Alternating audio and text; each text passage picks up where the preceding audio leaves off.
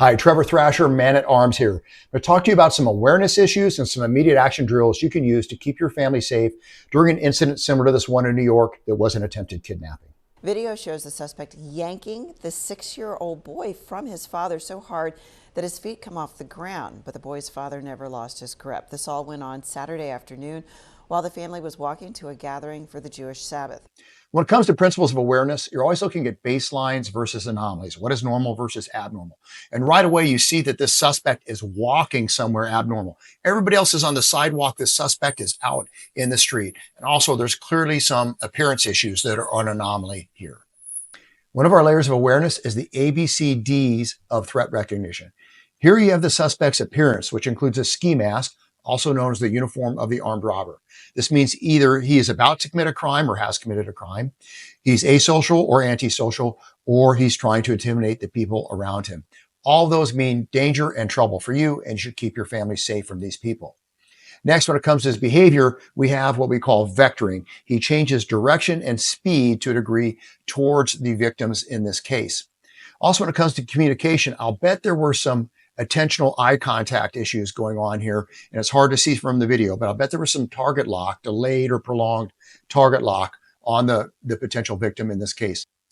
A basic principle of protection is to position yourself between the people you're protecting and the threat. So you want to create that shield or that layer of safety between them. In this case, the father did a pretty good job of getting between the attacker and his kids. We could have either A, kind of pushed the attacker back to create some more distance, or could have withdrawn a little bit and made clear that he was the layer of safety between his children and the attacker. There are pros and cons to each one of those.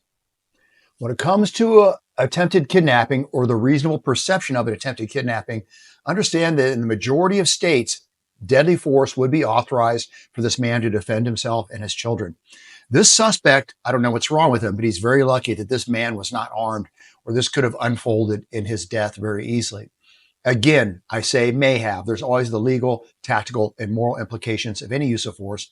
And of course, using a firearm in the vicinity of your family takes some additional training in order to keep them safe. Lastly, you should have an immediate action plan involving safe havens with your children. Now, when it is age appropriate, teach them that on command to run away to a safe haven. Now, safe havens are areas like fire departments, stores that are open extended hours, a neighbor's house, churches. Each one of those has pros and cons. But on command of red alert, or run, or safe haven, your kids, when age appropriate, should be able to go to those shelters and get the police coming right away. Your homework is A, review this video with your loved ones, and B, develop a safe haven plan. So in those areas that you commonly go, maybe it's Costco, maybe it's a park, maybe it's school or work or whatever the case may be. Pick out some key areas where your family members or even you can seek shelter at. For example, hospitals, fire stations, police stations, stores that are open extended hours, a friend's house, an associate's house, whatever the case may be. Have those places that your family can go to seek shelter. Especially if you, as the primary defender, get tied up with an attacker, you want the secondary defender to get those kids or your other family members to a safe haven right away.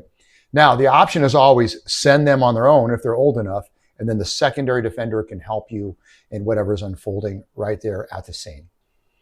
Hopefully these tips have been helpful. Go out there and be capable and confident in a crisis.